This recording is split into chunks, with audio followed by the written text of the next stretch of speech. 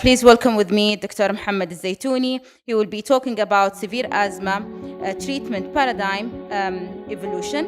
Dr. Mohammed Zeitouni is the Associate Professor, Consultant, Intensivist, Pulmonologist, and Program Director, Section of Pulmonary Medicine in King Faisal Specialist Hospital Research Center. Please welcome Dr. Zeitouni. Thank you, Dora. Thanks for the kind introduction and the invitation. So I'll go over mainly the severe asthma part. Dr. Mammari already went over the guidelines for asthma in general. So severe asthma is really a subset of patients who remain uncontrolled despite going over systematically over the factors that might lead to lack of control and continue and persist to have problems. So when the patient is not well controlled, they're with on high doses of ICS/LABA, they're labeled as difficult asthmatics. But if the cause for their lack of control is the severe underlying inflammation driving that lack of symptom control, then and only then we label the patient as severe asthmatic, after excluding many aspects of adherence, inhaler technique, comorbidities, exposures, and what have you. So I was asked to talk about the evolution of asthma management and in particular severe asthma. As you can see here, we went from the prehistoric era before 1900s, where the main driver for the asthma was everybody was treated the same. So asthma was felt as a homogeneous disease, one disease. People used to burn plants that had bronchodilator effect, either beta agonist or anticholinergic.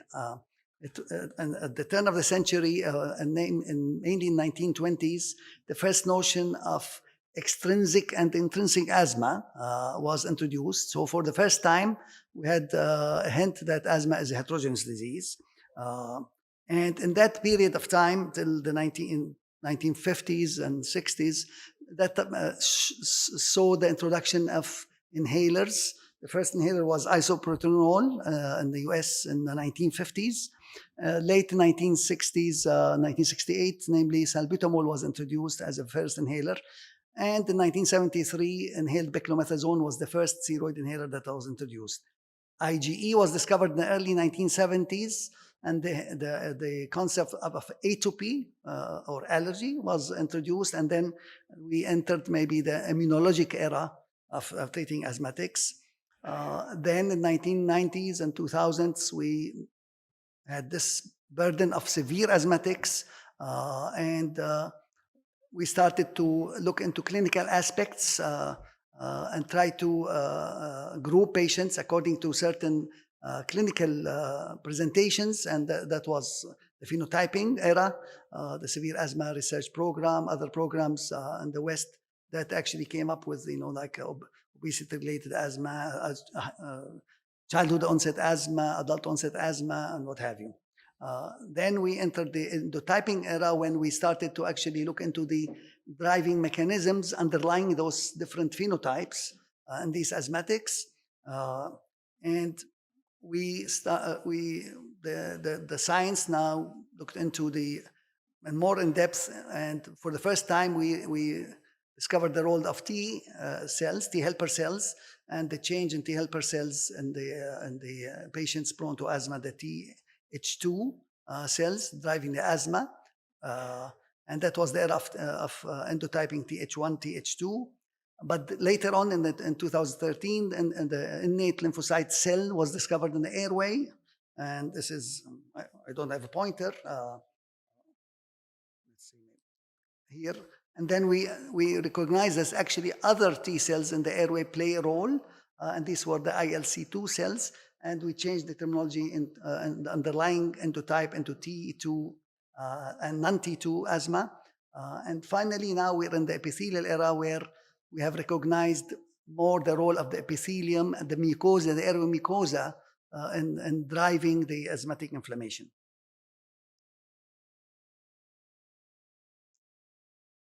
So Now, our understanding of the inflammation or the inflammatory cascade in asthma is that the mucosa is the primary and primarily in contact with the airway, where if exposed to different stimuli, will secrete what's called as alarmins. These are mainly TSLP, thymic lymphopoietin, and IL-25 and IL-33, driving here, if it's allergens, the allergic component of the T2 inflammation, the affecting the naive T cells to become Th2 cells, secreting IL-4 to produce the IgE antibodies, and IL-5 to help mature and activate eosinophils and draw them into the affected tissues. Also, IL-13 has effects on the airway itself, the muscular layer, the goblet cells, and the secretions of mucus. Now, if a person is exposed to, say, viruses, not necessarily on the allergens, but viruses, then we have a different pathway that involves, again, alarmins going into ILC2 cells that I mentioned earlier. And here we have only IL-5 recruiting eosinophils and IL-13 with effect on the airway without the allergic component. And many patients are not necessarily purely eosinophilic or purely allergic. Many patients, as you see the gradation of the blue here, so many patients share different percentages of both inflammatory pathways. And then we have also the non-T2 inflammation, where there's more here, maybe exposure to bacteria, that you have more the IL-17, IL-8, recruitment of neutrophils, and here we have maybe the neutrophilic asthma. And finally, both T2 and non-T2 asthma share the structural changes, the effect on the muscular layer you see here that is quite hypertrophied, the airway hyperactivity that is part of the symptoms of asthma. So asthma overall is allergic, eosinophilic, and maybe non-eosinophilic asthma. Allergic tends to be more starts in childhood. Eosinophilic asthma tends to start more in adulthood. And non-eosinophilic asthma is a subset of patients that have non-allergic, non-eosinophilic asthma, and they probably account now for 10, maximum 20% of severe asthmatics.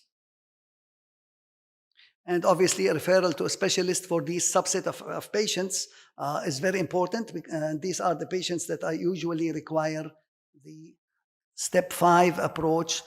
So whenever you have a patient on step 4 still not well controlled, and these are the patients that should be referred to asthma specialist for consideration of biologics, not only to improve the asthma control, to decrease the annual exacerbations, but also to save these patients from the side effects of the mainstay of treatment up to the biologic era, which was the systemic corticosteroids.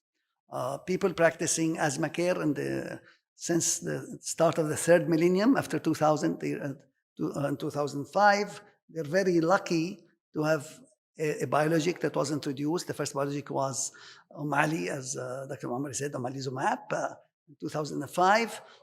Later, we had mepilizumab introduced, then benralizumab, dupilumab came later, and finally, for the past 2 years, we have tezepelumab introduced as the latest biologic for treating asthma. Mind you, mepilizumab, IL-5 was discovered in the 1990s and targeted, but at the time, it was given to all asthmatics, all comers, and did not show any benefit. Later, we realized that you have to really phenotype and endotype your patients and select the right group of patients that need this biologic and will likely respond. And then and only then we found the effect of biologics. And that's actually part of the driving force for the phenotyping and endotyping in severe asthma. So let's start with review of those biologics one by one. Omalizumab, I reviewed 2 studies and that got it approved. Unfortunately, there are no studies on the role of omalizumab in decreasing the steroids use in asthma. So let's talk about the pathophysiology. The mainstay of the omalizumab is an anti-IgE medication So as you know, when exposed to allergens, the IgE on effector cells, mast cells, basophils, uh, will cause the release of preformed granules. IgE attaches to the high affinity receptor on these effector cells.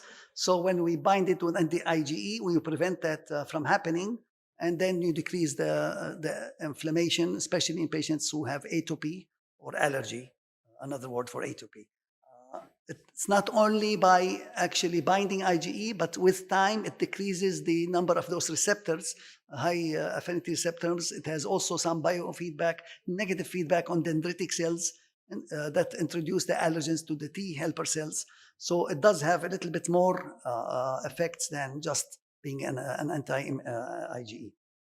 So the studies that were done, the first INNOVATE study showed that there was 26% reduction in exacerbation rate, but in the subset of patients who required ER visits and admissions, it was around 50% in terms of efficacy, decreasing hospital admissions. Little effects on the airway function, FEV1. Asthma quality of life does improve. It has some local site reactions, rare, but like 1 in 1,000 anaphylaxis. So it has to be given for the first injection in a hospital or in a healthcare setting. This second study was similar, 25% reduction in asthma exacerbations, increase in the time to first asthma exacerbation is important. It does reduce FeNO, exhaled nitric oxide, by a certain percentage, and decreased asthma symptom score, decreased the dependency on rescue medications, and overall improves the asthma quality of life. The second biologic that was introduced was mepolizumab. I reviewed the DREAM and the MENSA and SERIES studies.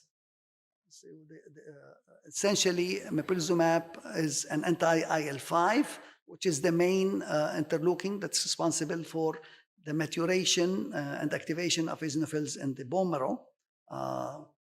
By antagonizing or by having an antibody to IL-5, we actually inhibit the signaling on the eosinophils, leading to eosinophils demise and death. It causes significant eosinopenia, but not complete eosinopenia. So the first study on the left-hand side was dose-finding studies, but also looked at the efficacy. And as you can see, all three doses, 75, 250, and 750, were quite effective, almost 50% decrease in the exacerbation rates. The MENSA study on the right-hand side compared the IV medication 75 with 100 sub-Q, and it has similar efficacy, and that's why the dose of 100 sub-Q was chosen, but again with significant efficacy in terms of 50% or so decrease in the exacerbation rates. This is a study was done to see efficacy in patients who are steroid dependent, and the placebo had zero effect, while the mepolizumab had 50% decrease in the steroid dosage. So quite effective. This is one of very few studies that we have where the placebo effect was zero. So the choice of the placebo patients was quite impressive. Usually we do see some placebo effect, but not in this study. Benralizumab is another anti-IL-5 medication that there are reviews and studies on benralizumab. Benralizumab acts in a different way. It's anti-IL-5 alpha receptor. So instead of being antagonistic to the IL-5 itself, it goes to the cells and blocks the receptors, preventing the action of IL-5. That leads to antibody-dependent cell toxicity, cellular toxicity, and it leads to complete eosinopenia in the body, not only in the blood, in the bone marrow, and in the tissues. So it is more effective anti-eosinophil medication. The studies that led to its approval, essentially more or less similar, around 50%. Most biologics will give you around 50% efficacy in decreasing exacerbation rate. But that efficacy, again, for all biologics will be stronger with the selection of patients who have a stronger T2 signal. So if the patient has higher eosinophil count, they are expected to have better efficacy. But overall efficacy will be around 50%. Looking at the airway function, there's around 115 to 160 ml improvement in air FEV1. The Ponente is a study that on brenizumab that actually looked into the efficacy in decreasing the steroid dependence. And essentially, almost 63% of patients could be liberated from steroids completely, and 83% or 82% could either be liberated fully or down to 5 milligrams or less, which is quite a good achievement. This is a recent study from 6 months ago presented in ERS, where patients who were on benralizumab were asked to decrease their medications, their ICIS-LABA, and essentially 92% of patients could decrease their maintenance ICIS-LABA, 15% to moderate dose from high dose, 17 to a mild dose, and 61 to the PRN only, plus the biologic, obviously. The only caveat for that study is that patients who went to PRN only had their FeNO increase, although in terms of symptoms, they were still quite well, but that's worrisome for an increase in the underlying inflammation. And I use this in my clinical practice when I get patients, whatever biologics they're on, to see their FeNO, and I tell them, you have something that, telling me that you're not using your ICS-LABA as much as you should. Better be careful. Sometimes you need tangible evidence to convince the patients. We always tell the patients, don't stop your ICS-LABA. But when they're doing very well, they tend to do. Dupilumab was the latest, introduced after benralizumab. It works in different ways, anti-IL-4 medication. I'll review the studies. So essentially the way it works is by blocking IL-4 and IL-13, which share the alpha subunit. IL-4, as I mentioned earlier, will lead to the production of IgE, and IL-13 has the effects on the airway and the FeNO production. So again, this is the main study, the QUEST study, that showed that patients had, again, around 50% improvement in their in their exacerbation rate. The airway function improved also on average 140 ml. Here, looking at the subset analysis on the patients, on the effect of dupilumab according to the eosinophil count. And those patients who had high eosinophil count, the annual exacerbation rate reduction was more significant. Same thing with FeNO. So again, the higher the T2 signal, the more likely the biologic will work. The steroid sparing effect, here the placebo went down by almost 42%, and dupilumab went by 70-some%, with a 28% difference with the placebo. Again, it works better in patients with higher eosinophil count. So finally, we are in the era of the epithelial era. This is a recent score that was introduced from the Oxford group. We all know that patients, they really they looked at thousands of patients in the placebo arms of all biologics, and they tried to look at predictors of future exacerbations. So if somebody had a previous attack in the previous 6 months, is more likely than if somebody has clinical factors, has a lack of compliance at a higher GINA grade. But more importantly, their blood eosinophil count is high or FeNO is high, they're more likely to have problems, exacerbations. So now the current thinking in asthma, severe asthma, is that we have 2 compartments. We have the mucosal compartment responsible for the alarmins, the interleukin 13 and 4, and these, we call them the magnet-driven patients. We have the other compartment is the eosinophilic compartment, which we call it the bomb compartment. These tend to be late onset asthma, chronic rhinosinusitis polyposis. These are the early patients, almost done. And they come up with a heat map. So the higher the eosinophil count, the higher the FeNO, the more you have previous exacerbation previous year. If you on a higher step, as you can see, you get more and more likely exacerbations. And you can actually, let's say a patient has FeNO of 60, eosinophil count of 300, then they're more magnet-driven. Anybody with eosinophil count above 400 to 500 is probably a bomb-driven, more eosinophilic-driven. So the latest kid on the block is anti-TSLP, which drives, and as I show you in the inflammatory cascade, both non-T2 and T2 inflammation. It works for all aspects. So essentially, very good efficacy in asthmatics, but definitely the higher the eosinophil count, the more efficacy. Above 300, it's 71% versus 50% for patients with less than 300. Again, it works for both low FeNO, low eosinophils as well. So this is the very first biologic that works for both T2-driven inflammation and non-T2-driven inflammation. So the final slide is, what does the future hold?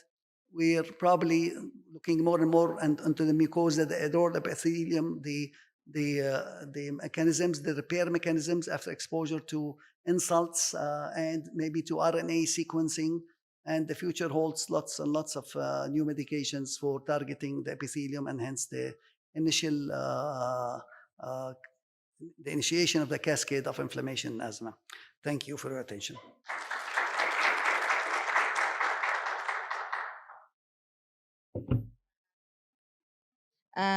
We're open for a question for 3 minutes. So Zeitouni, thank you so much. Excellent talk. Umar, as we go now into, it becomes truly the standard of care of biological and they replace, what do you think are the clinical outcomes in the future when comparing one-to-one? If they go head-to-head studies, what people do you think in the future are going to be looking at if we get beyond the exacerbations and they become the standard of care? I don't know, there is a futuristic question, but eventually they will be there will be more of them. Yes, we're having more and more biologics. This is outstanding. I have, again, very lucky people. We are very lucky now to practice asthma care, severe asthma care in this day and age, with more choices, more personalized medicine. So yes, certain patients, mainly eosinophilic driven, they might need more anti-IL-5, more epithelial driven, they might need more anti-TSLP or anti-IL-4 alpha medications. Certain aspects having comorbidities might make you lean more towards a biologic than the other. Unfortunately, it's very unlikely that we'll ever see a head-to-head comparison. It is a major risk I don't think any company is willing to take. But then up to us in practicing to choose the best medicine for our particular patient. And as such, I might say that it's probably better to have more options for the treating physician, because the name of the game now in all fields of medicine is personalized care, oncology and pulmonary, everywhere.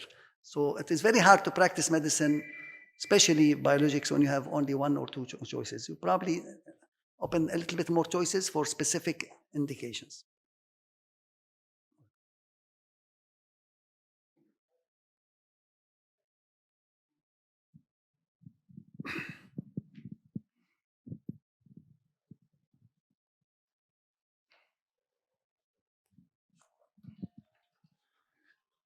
Thanks, Dr. Mohammed, for highly informative information. In general, regarding to asthma, there is inert molecules or dormant molecules available in some individuals and absent in others. These inert molecules, if attached or bind with allergens or foreign particles, dust, pollens, and other, to complete antigen or to form the complex, can stimulate the mast cell to release the chemical mediators as histamine, prostaglandin, kinins, leukotrienes, and other. You have mentioned regarding to this issue, recombinant DNA derived from IgG bind with IgE to prevent the asthma. My questions, can we use monoclonal antibodies to reach the target sites or the mast cell to prevent the release of these chemical mediators instead of using antihistaminic drugs directly? Can we use monoclonal antibodies as recent or new medications to reach the target sites? Thank you. So thank you for the question. So these medications are specific for patients who are already not responding to standard of care. So for allergic rhinitis, for example, we still use the topical inhaled corticosteroids. Now we have topical antihistamines or systemic antihistamines as well, washes, what have you. So that's the role for antihistamines. But when the symptoms are way beyond affecting the daily quality of life, requiring steroid use, and only then we use biologics, such as omalizumab, say, to prevent that cascade. But they do work well, and they probably will work well in earlier steps. But we need studies to prove that, and we need also, the problem is the huge cost that's attached to the use of these biologics compared to the standard of care.